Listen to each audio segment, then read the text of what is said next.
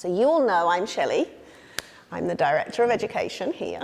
As I just told you, this is my 28th year in education, the majority of those in Montessori, but not all. I started in public elementary schools in England, and my family moved. I trained. My children are all Montessori alums, not here because we moved to North Carolina, but a very comparable school, Montessori school.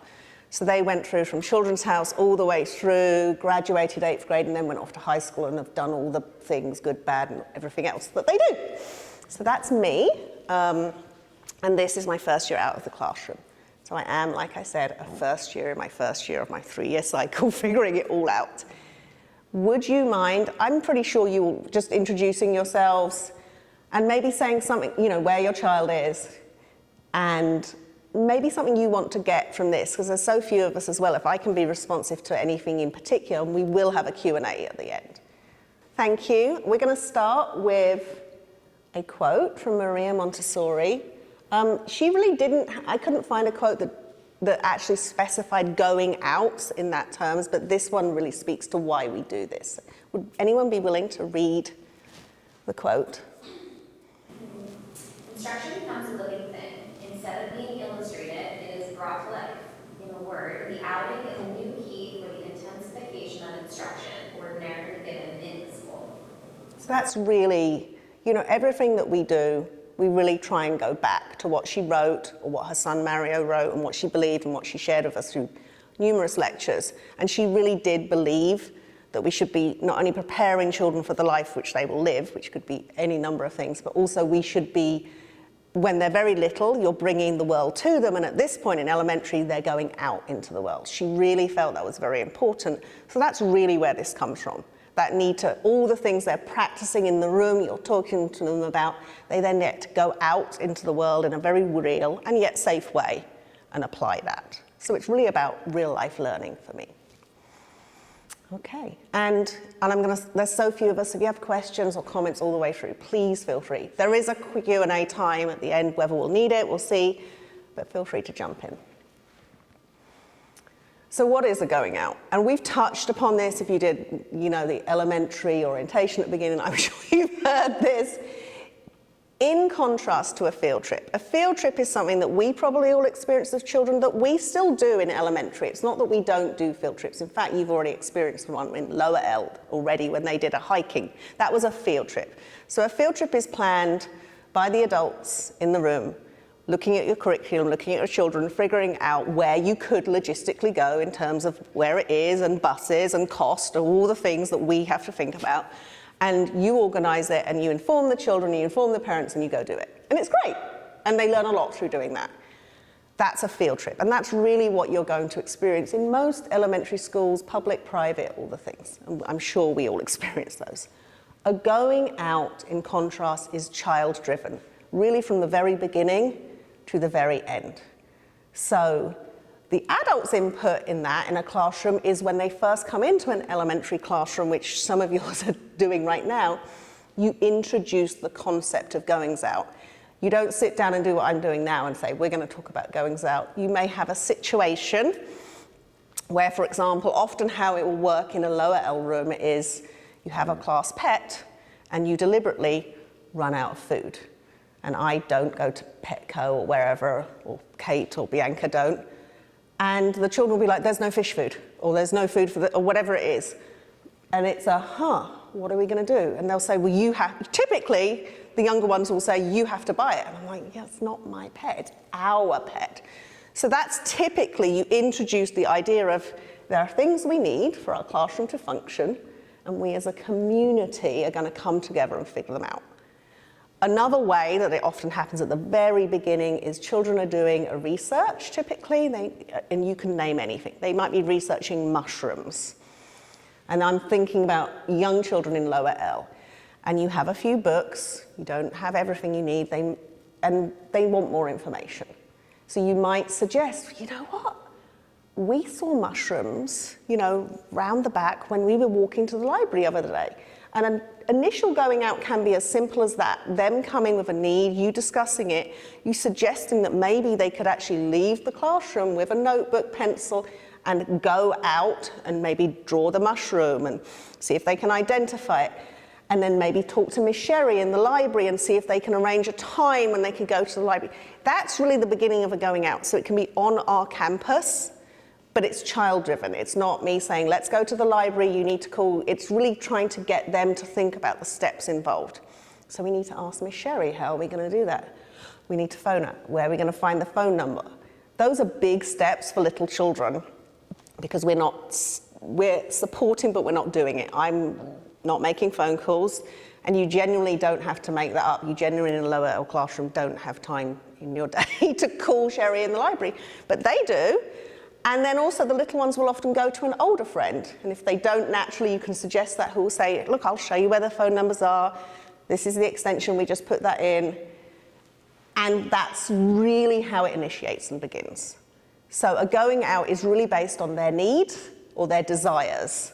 So it's we need fish food or we want to learn more about mushrooms. And you really don't start your school year knowing what's going to happen. You know this is an option and you introduce it. What's lovely now, last year, because of COVID, we really had to not do this for several years. So last year we had to start again as if we were starting brand new from scratch. This year we've got the luxury of the returning children in the classrooms have experienced this again. So I'm hoping it will get up and running quicker. It took a little bit of time last year because they just hadn't experienced it. But typically it's something that, because your seconds and thirds will have done it, it becomes this self-propelling and the first years watch it and go, they go out and it becomes, so I'm hoping it will get going a little quicker. So that's really what a going out is. It's planned and initiated from the children with the support that you as the adults need. A going out on campus, typically the chaperones are adults on campus. So it could be someone like Miss Sherry or Brianna. And again, you would ask them to make the contact and say, I want to go to the upper L classroom because I'm doing a research on ginkgos. So they'd ring Mr. Bevan and they might have to ask someone to go with them. We don't do that for them. As they get more experienced and older, it becomes, we need chaperones, and that's where you step in. So you, as a chaperone, would be the person who gets them there, brings them back, and literally your biggest priority is safety, really. It's that piece. And we'll talk about how that looks more. But the children will contact you, you'll get a phone call typically from them, and they'll tell you what they want. You can obviously say no, you could say yes. And often when they make a phone call, they're not as well prepared as they think they're going to be, even though we would have had, do you have a piece of paper and a pencil? Have you looked at the calendar? Have you thought about days and times? We do that, but sometimes we let them go through it and go, that was a Sunday, I didn't mean to say a Sunday. So you will possibly get a phone call from a 7-year-old that isn't. The adults in the room will always separately, not in that moment, because we let the children lead it, email you and just confirm, do you have any questions for me? But we do that very much in the background, just so we want you to feel comfortable, but you will hear from children. That's how this goes. But yeah, your biggest piece is the safety and the transportation piece. That's really what you're there for. And it is really fun. It is fun. And we'll talk more about that. Why do we have goings out? And there are several reasons. The big reason for me is it is real life learning. It makes learning real. So many children, how else would they ever have the experience, particularly in the world we live in this school where we are, of figuring out how to get somewhere. They're so used to, my children were the same, sitting in a car and your parents drive you and you have no idea or concept how they know to get from here to there, and you don't think about it. They plan the route. They will tell you how to get somewhere. That is a whole thing that we will talk about. And obviously the planning part happens in school. So when you come and you chaperone, the children are as prepared as we can allow them to be. So they have a route, they're going to tell you what they want you to do, and you're going to do it, and sometimes it will go wrong, and we will talk about that. So it gives them real life learning experiences, making phone calls. Many children come in and they have never, ever made a phone call on their own. They have never put numbers into a phone, waited, or left a voicemail. That's a whole thing. The number of times I can't tell you when they'll be doing it, and I'll be close, and they'll say, they're not there. And I'll be saying, you can leave a message. And you've got this whole thing with me saying, leave a message. And they just put the phone. So you will get those experiences because they're learning, and it's brand new to many of them. The older ones, once they've done it a few times, they get much more comfortable. But there is that discomfort at the beginning. It's really, so it's about their learning. It's about real practical life skills that making phone calls, reading a map, using Google Maps is another thing that now we do that we didn't do when we started. All of these real life skills that we support them with. Communicating. They have to communicate with you, and it's very unlikely you'll probably take your own child. We try and, sometimes that happens, but it's typically best if you don't take your own children because they quickly go into, this is my mum or this is my dad mode, and I'm not going to tell you the directions, you just drive. So they have to communicate with you. So there's a lot about grace and courtesy in terms of communication and making phone calls. When they get to wherever they're going, they have to communicate with people there often, because sometimes they're going to a museum or they might be going to interview someone. I've had children go to Hopkins and interview someone. So there's a whole, they tend to be the older children. There's a whole piece there, so it really is. And then it's fueling their passion, their loves and their desires, because a lot of their goings out are based on research that they're doing and things they want to find out about because this is their passion. So those for me are the core reasons that we do goings out.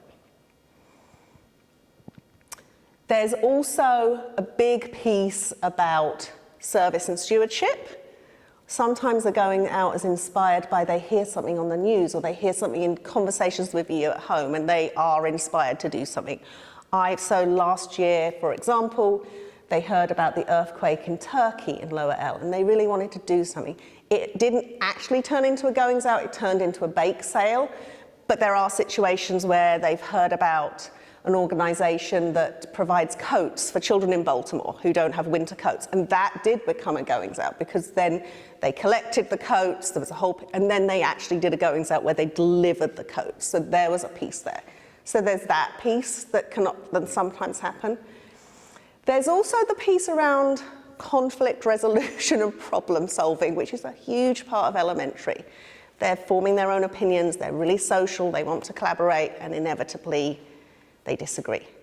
So there's a piece that happens very much in school around, I want to do goings out, and one child will plan it, have a purpose, and then 6 of their friends decide they would like to go too, and you have to, and that typically you probably won't be part of.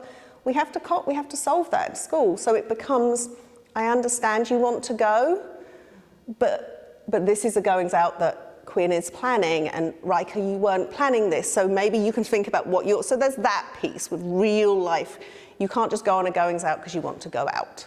And that's a part that we own in the classroom, There's sometimes little pieces of conflict when you have 2 or 3 children, and you would really never have more than 4 at most, and it would be unlikely you would have 4 children, it'd probably be 2 or 3, where the classic one is directions. You need to turn right, and the other one says you need to turn left.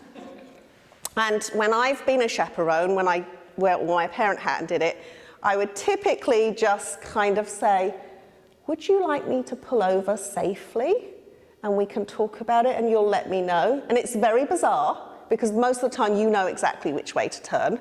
And you just have to, And also I will always say, we're always at the end of the phone. We're never going to ask But that is a very typical 8, 9-year-old, it's right, it's left, I don't know.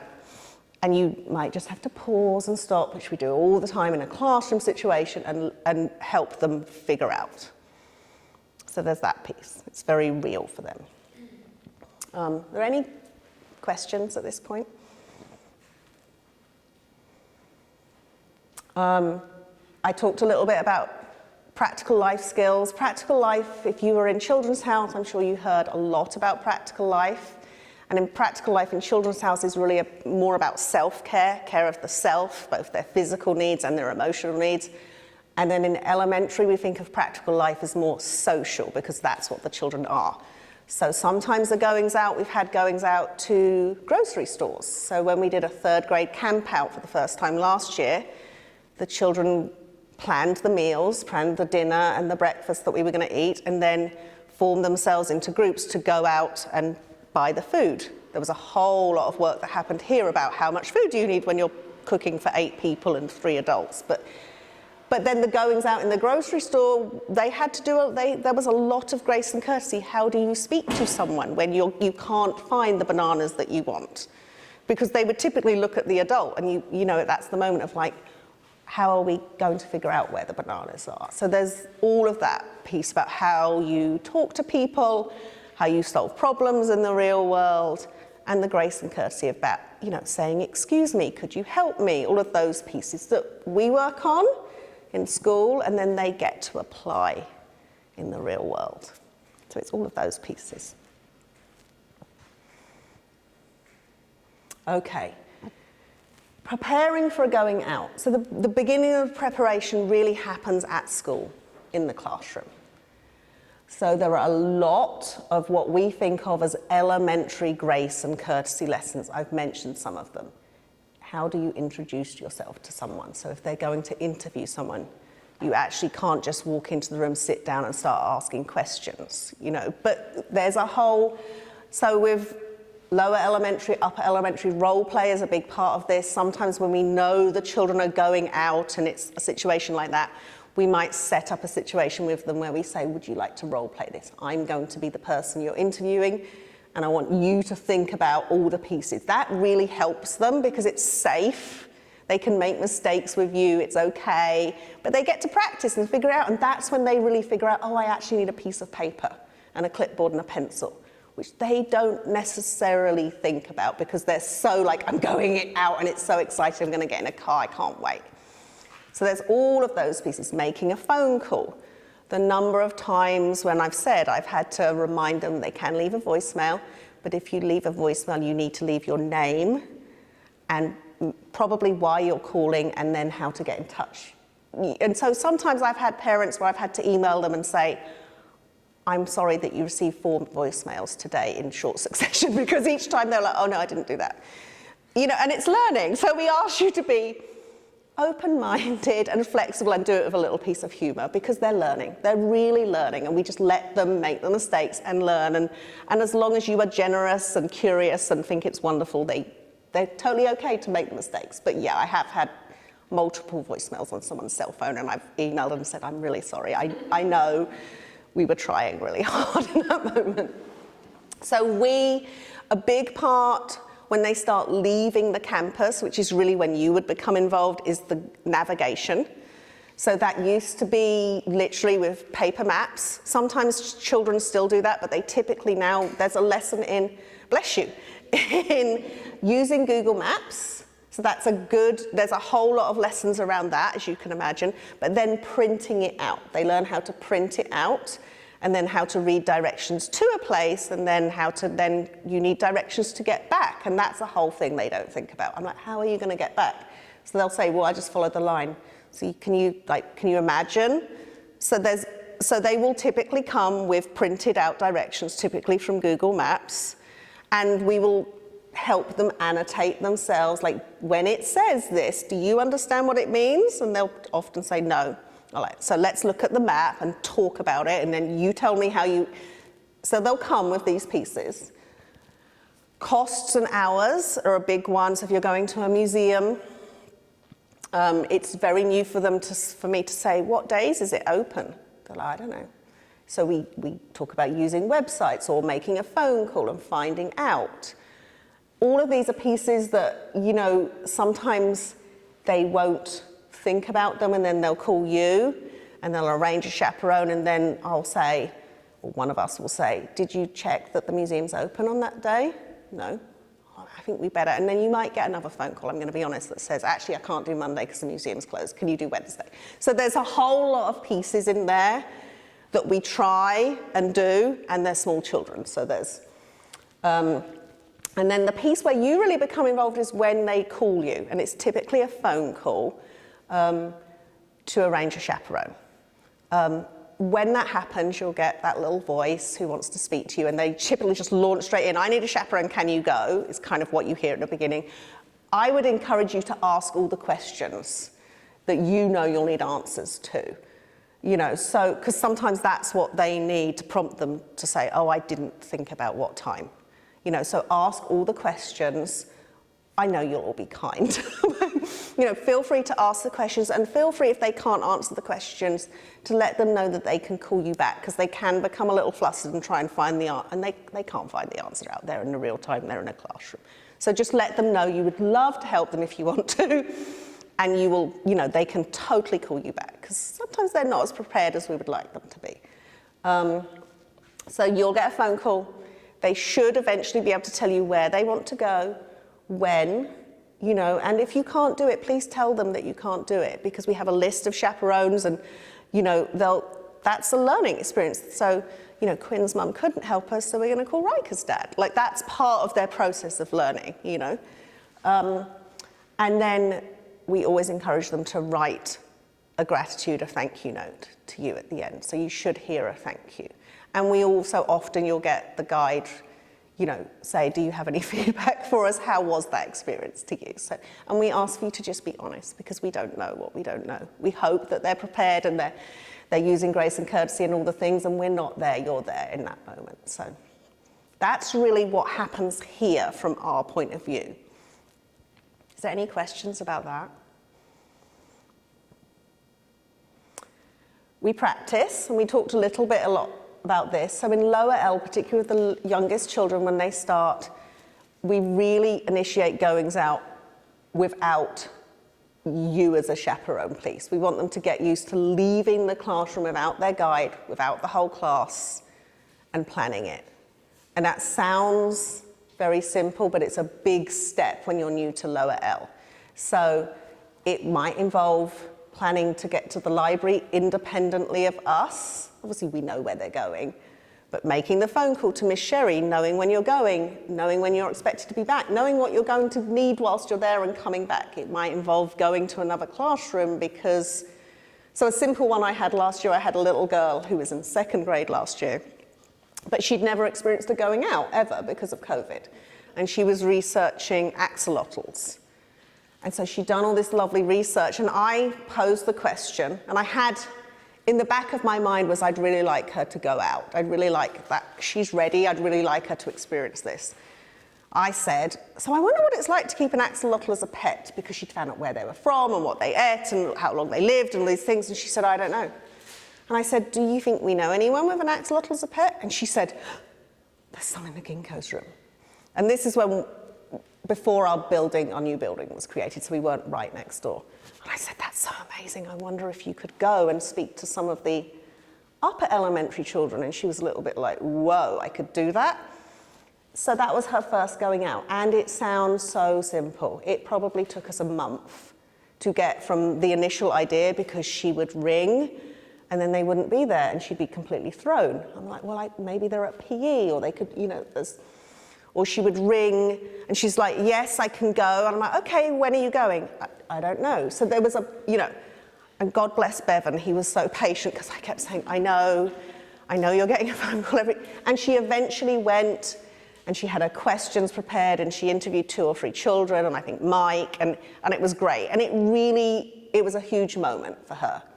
But even that took a long time to get there, and lots of work. And of course, as soon as she'd done it, they all wanted to research axolotls. And then that's a piece that we talk about, like, is there anything else? Are you genuinely interested in axolotls, or are you interested in going out? And then they're interested in going out. That's great, I love that. So then we take that piece on with them. So they do lots of small outings around the school, potentially to somewhere like Meadowood. We've had children who are interested in recycling, and they research that, and then they talk about how they see trash around, and often you have to put ideas in their head. I wonder if there's anywhere where we could go and see what the trash is and maybe help clean up, and Meadowood will often come up. So those might be mini pieces when you are, you might get something like that. So you're thinking, oh, well, it's just Meadowood. And it is just Meadowood, but for them that's a big deal, and we would still ask them to navigate you there. So there's a whole thing. We've had people turning the wrong way, and because they're doing what the children ask, and the children soon figure it out, and it's all solvable, but yeah. Greenspring Station is another one where we will often do mini goings out just to get used to the idea of leaving the classroom in a small group without their guide, with another adult, And they will typically always say, I'm going with so-and-so's mum or so-and-so's dad or so-and-so's grandparent. They know who this person is, but it's typically not their parents, so it's all very new to them. So you might experience some of those, which feels a little odd, because you're picking them up and spending 2 hours going to Meadowood, but it's their learning and it's how they step into bigger things. Is there any questions around that? So that's typically how it starts with the very youngest children in elementary.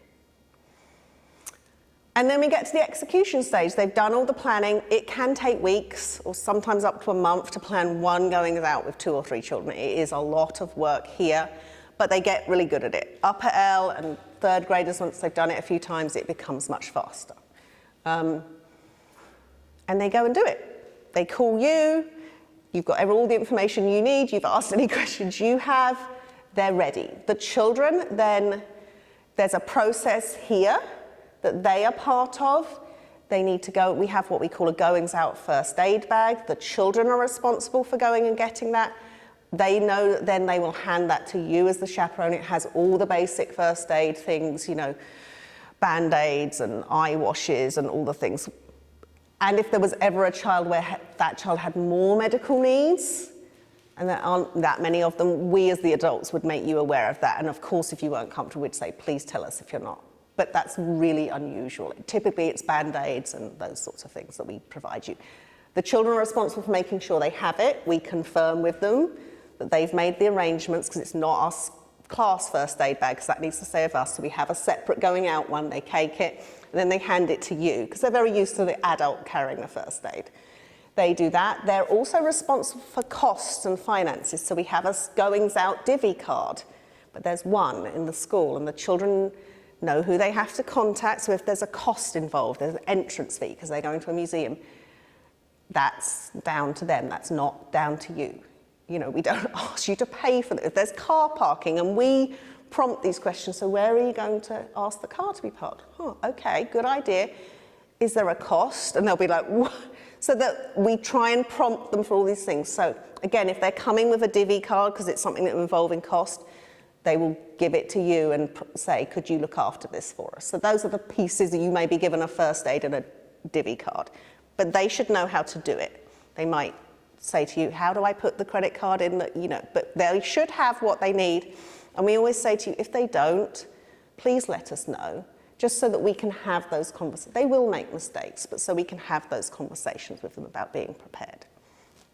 Your biggest part of this is safety and, you know, keeping them safe. So although you're going to follow the children, you're going to take the directions, you're obviously not going to drive the wrong way up a slip road or go, you know, and it's okay. Those are the moments when you do step in and say, I actually can't turn right here because that's a one-way street. You know, you let them know. You don't let them step into a road, you know, on the obvious pieces. That's really your role.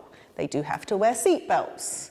If a specific child needs a car seat, because the other part we do on the back end is we contact the family of the children who are planning to go out and make sure they're comfortable. I've yet had a parent who has said they're not. But we will ask, do you have a car seat or a booster seat?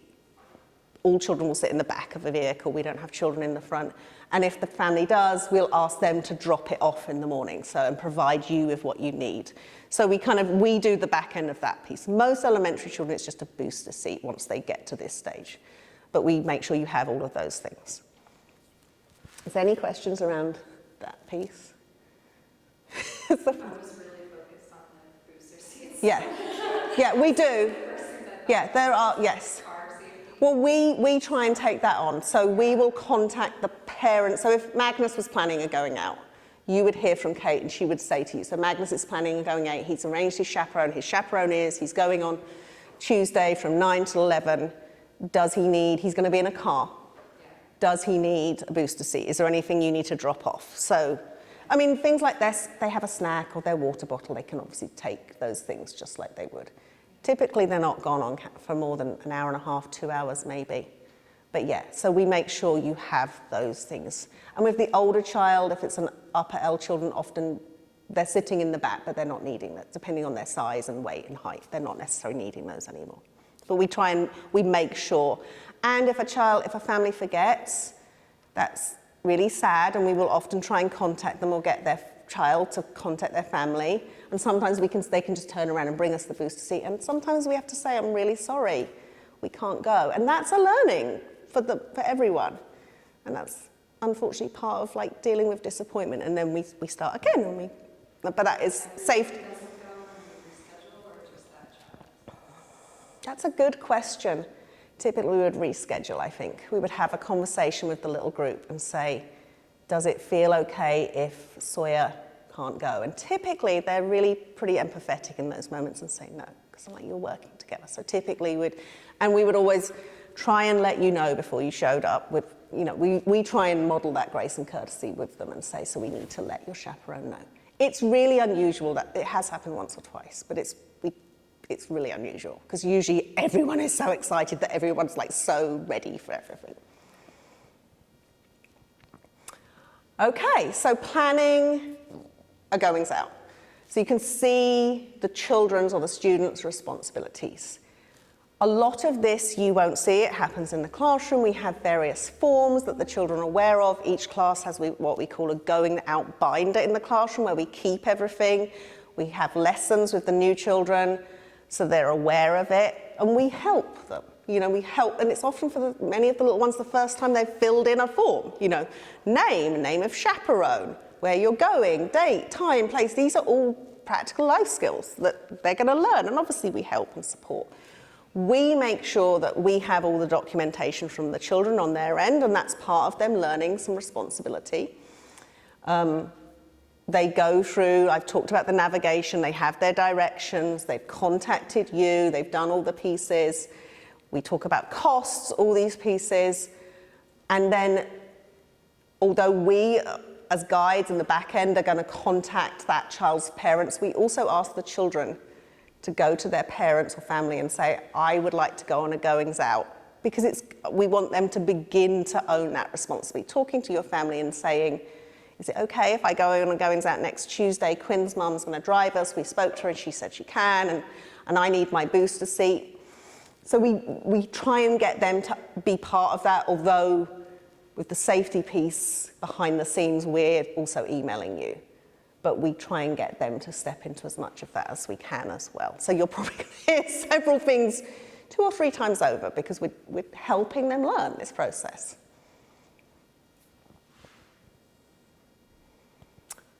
After a goings out, we've talked about writing thank you notes, so we definitely step into grace and courtesy. If they go to a museum, and museums, you generally love this, they will write a thank you note to the museum. It's really sweet. So I've been to museums and seen thank you notes from our children, and it is the sweetest thing.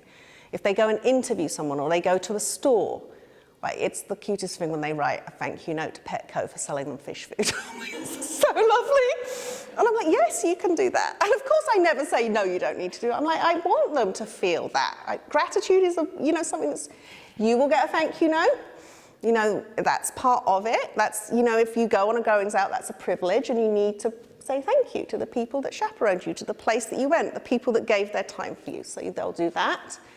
If it's a goings out that was involved with a research, so they were finding something out, we will have planned in the classroom before. Part of any research is what's the end product? Are you going to make a poster? Are you going to make a model? Are you going to write something? What are you going to do? And then typically they will present that. Sometimes we've had chaperones say, could I come to the presentation? That's a lovely idea. I always throw that back to the children and say, are you comfortable? And typically they are. I'm like, yes, I want it. Sometimes children are like, no, I don't want another adult. And we ask that you are respectful of that because they're learning, especially if they're very little. But often they'll be like, yes, I want my chaperone because they saw me do this thing and I want them to see that. And so if that's the case, then I'll ask them to invite you, and obviously you can say yes on that. But, that's sometimes part of it, but we let the children decide. So they share with their community. And the sharing with their community, for very young children, it might be just a small group. For the majority of them, it's their whole class. Sometimes it goes bigger than that because they cannot share it enough. It might be the whole elementary community. They not only share the research and what they found out, they will also share a component of the going out. How did you find that out? So I went out and I went to a museum, and this is how I got there, because that also fuels the going out within the classroom. When you see a friend share that they went out, that really inspires that. Even if it's a goings out that's more functional, more about getting some fish food or going to Home Depot to buy wood because they had a project. They still share the going out component, because again, it's important to share that and acknowledge that it's a huge part of their learning. So there's always part of a goings out you let the children know where you share back at the end. So it's a privilege and it's fun and they love it, and it also comes with some responsibility and a lot of learning. So that's kind of what happens after when they get back. Your role. So your role is to provide the transportation. You know, we have no other way of, this is the only way goings out works, is if we have all of you who will volunteer your time, and we're incredibly grateful because we can't leave the classroom because it's typically 2 or 3 children and we're here with everybody else. So you provide transportation. Safety is the biggest thing. Really, that looks like ensuring everyone has a seatbelt on. And just, you know, and we will have had all the conversations with them about, yes, you will sit in the back. You might sit in the front at home, but you will sit in the back. They've heard all of this from us. They'll have their booster or whatever they need, and they wear a seatbelt. And I've yet to have a child here who's had a problem with a chaperone going out. Generally, they're great about this. You will be the model of grace and courtesy, so please, and all the things, you know, holding doors and saying thank you to a person. So we model that all the time. And the hardest piece is probably letting them be independent, letting them make mistakes, because it's counterintuitive for many of us. When we had a goings out several years ago, pre-COVID, where 2 upper elementary girls went to DC, and they got to DC and then had their directions and then walked completely the wrong direction, and the chaperone walked along, and they were, 10 years old, so they didn't, she was walking behind them, just watching them, and she knew the whole time we are walking a long way out of the way, and she kept going and she kept going, and she was thinking we're losing so much time, and they did lose a lot of time, because eventually the girls were like, the museum should be here, and it wasn't there. So the chaperone suggested that maybe they look at the map and look at some road signs and try and figure out, and they did, and they realized they'd completely walked the wrong way. So everything was fine, and they turned around, and when they got there, they did have less time. And the biggest learning of it was that piece of learning. It's totally okay for them to have less time at a museum, or them to be a little bit late, because there's learning in there. So if you're going to meet a person and you know that you're going to be late because you've gone wrong, it's a great opportunity to step into a conversation with them. I wonder what we should do if we're going to be late. And they may or may not say, we could call them, because they will also come prepared with any phone number that I should have said as well they will need. So there's a whole lot of learning that happens through the mistakes. And that's hard when you're out there and you're thinking, we've got 2 hours and we're walking completely the wrong direction, and I'm aware of it, but it's just part of their learning. And we do it with, we don't make a big deal out of it, it's not a big problem, and they may need a little bit of support in, is it okay? And it's going to be okay. It's all going to be okay. There's always a way to fix things and figure things out. But yeah, it's all about their functional independence and supporting them in making a mistake potentially, and being mistakes are teachers, and that's okay, and we learn from these things, and keeping the emotions under control. Does that make sense? That's probably the hardest thing I think about chaperoning a goings out. And like it says, only intervening, really the biggest intervention is about safety. If you can see they're potentially going to do something that may not be safe, you would tell them why you're going to intervene, and you would intervene, So we had some children decided that panhandling for money would be a great idea because they forgot to take money, and the chaperone did step in and say, that's potentially not the safest choice, and I'm going to tell you why. And that's totally an appropriate way to intervene, and these were older children, to intervene.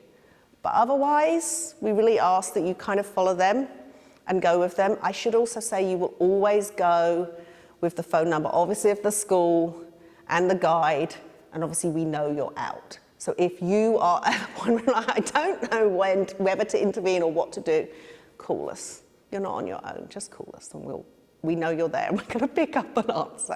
But we've yet had, nothing's ever really gone wrong. Many mistakes, and that's often where the biggest learning happens. And when they get back, when they share back to their class, that's usually the bit that gets the biggest laughs, and they can be and it's so lovely to see them be comfortable with mistakes and be like, it was okay. We got back and it was actually really fun. And that's all part of it, and that's really what we want them to be taking, or a large part of what we want them to take from it. Is there any questions about this? That makes sense. It makes me think of the prepared environment and the prepared adult. It's sort of like providing that outside of. It really is an extension. If you're the prepared adult on the trip, you're sort of providing the container for them to make mistakes safely. So that feels like, even though I'm sure it can be hard if you can be hard. But it's that, I don't know.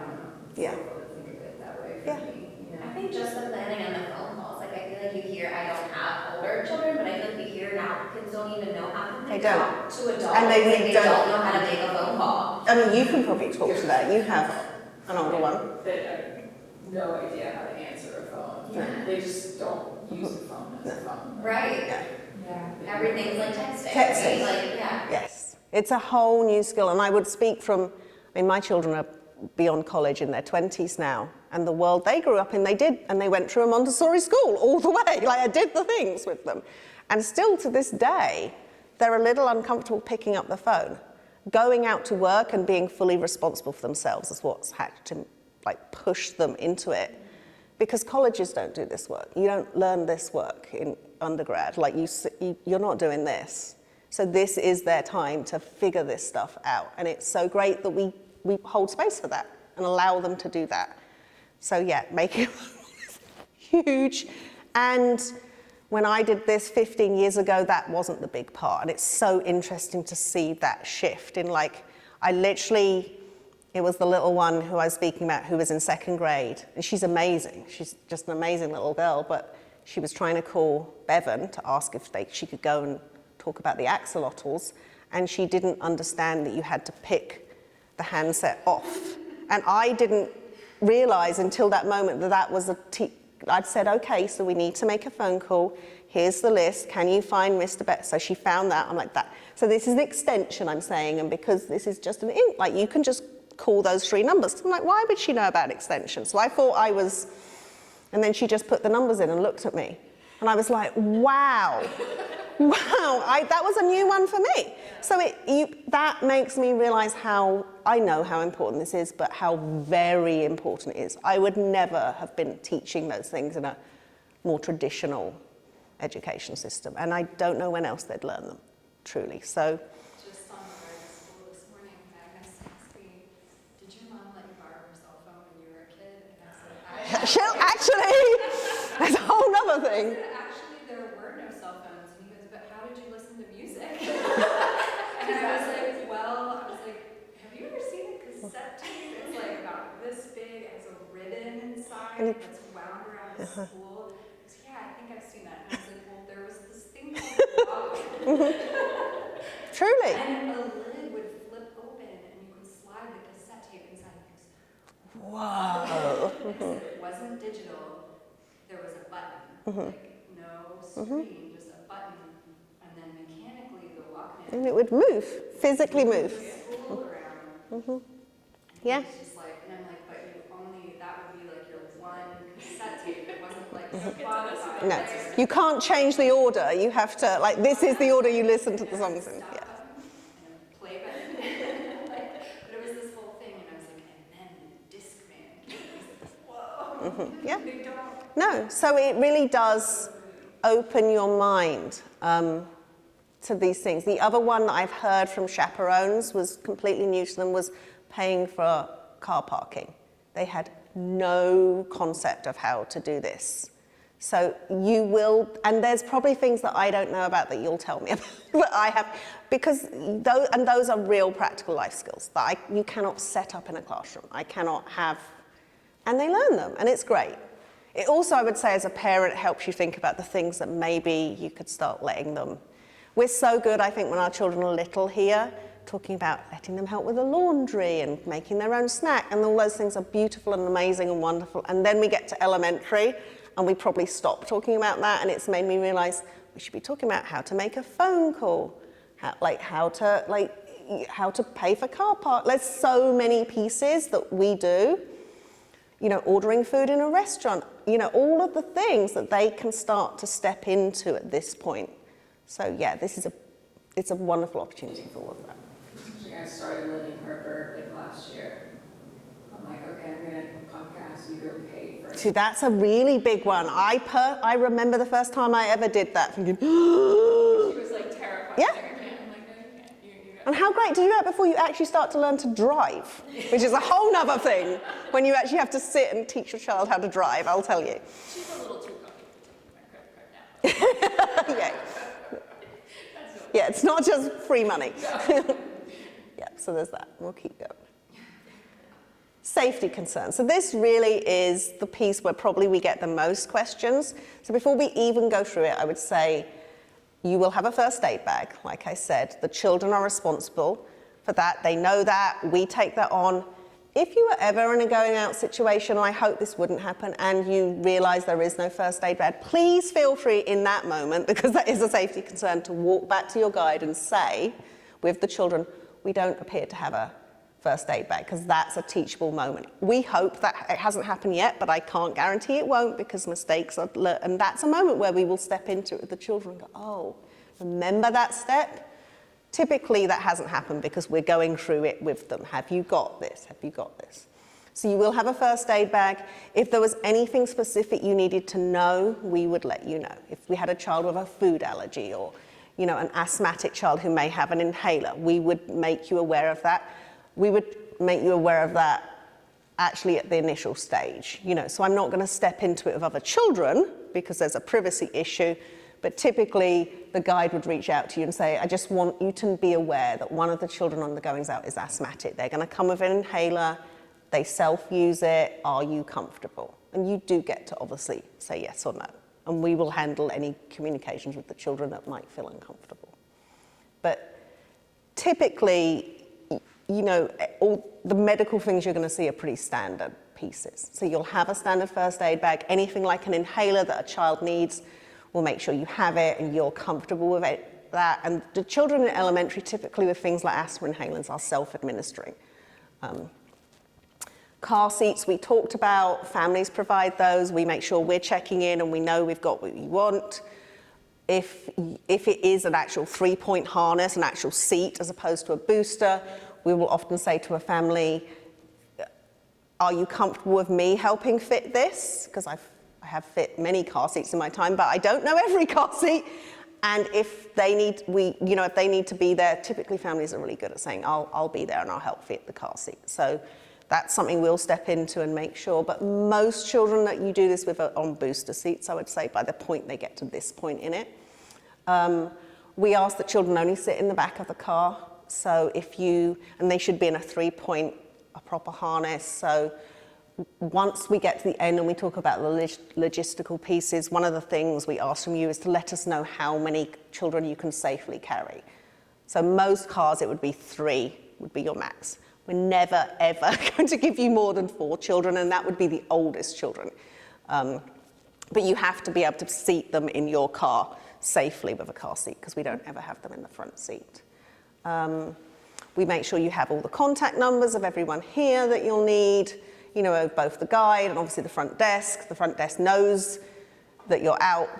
Always know that the parents of the children you're taking know that they're out and know they're with you and have given permission, so you don't have to worry about a parent saying, why have you got my child? So we cover all of those pieces.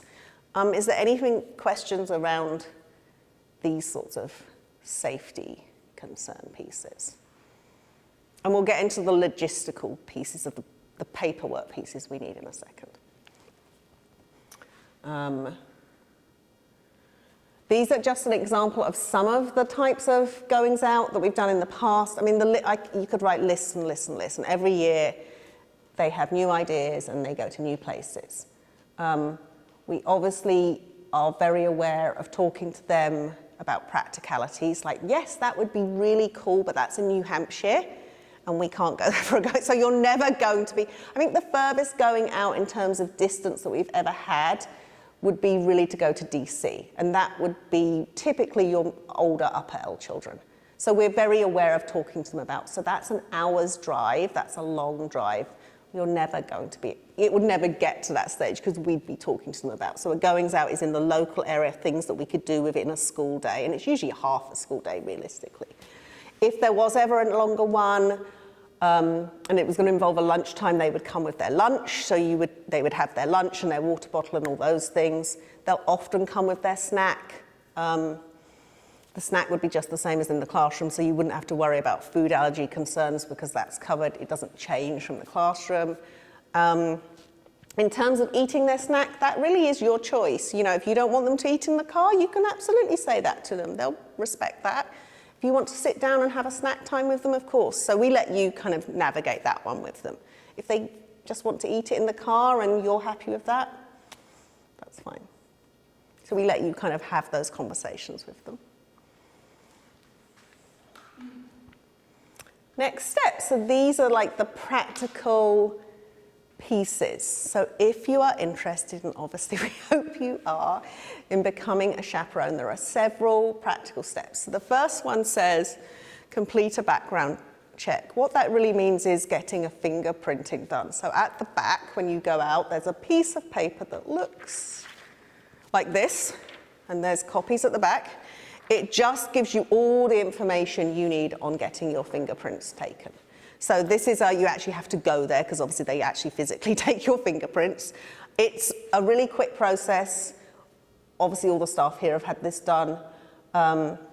It takes maybe 20 to 30 minutes and they typically come back really quickly.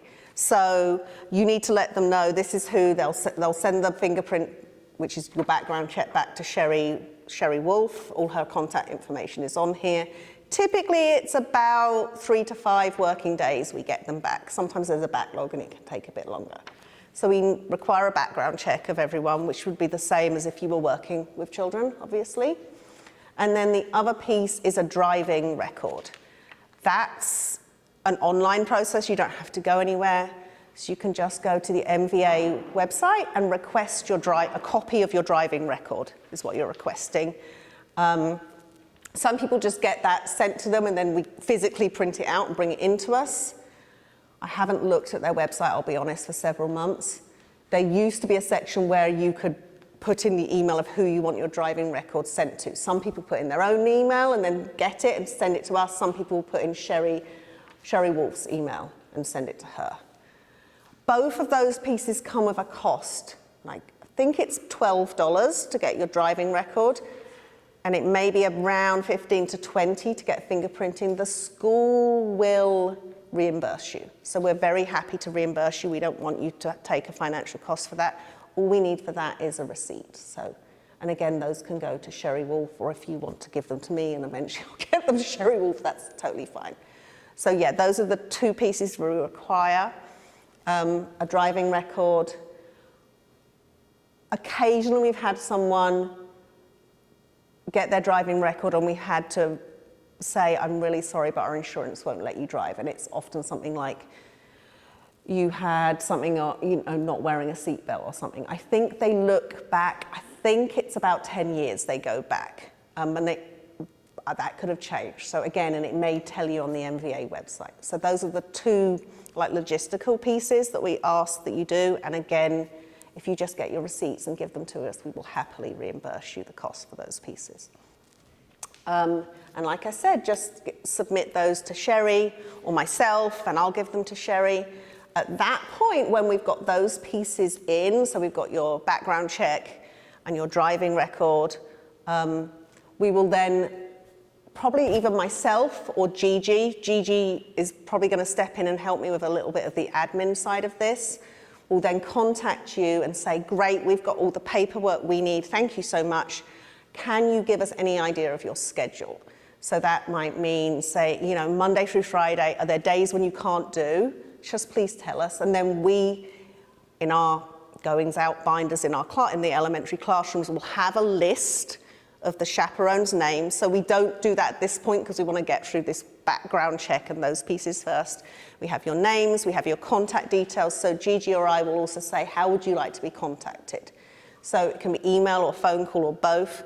Children typically, particularly in lower L, will call you. Emailing feels just overwhelmingly terrible for them at this point. Some upper L children will email, but we also with them often encourage a phone call because they're not very comfortable with, they're not very comfortable making phone calls. So we know the children, we figure out where we need to challenge a little bit. But lower L typically will make phone calls because writing an email could be a morning's work for some of them, and that's challenging. So we ask for your contact details. We ask, can you let us know about your schedule? So if you know you can never do a Wednesday, totally fine, just let us know, and that's marked for the children. So if they are planning a goings out on a Wednesday, they just won't call you, and that's fine.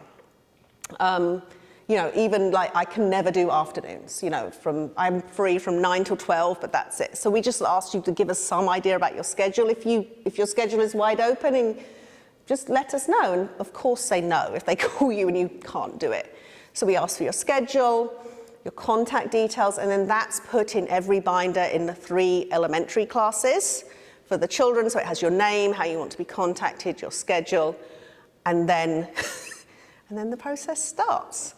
So that's really what we do on our end. And that really is goings out.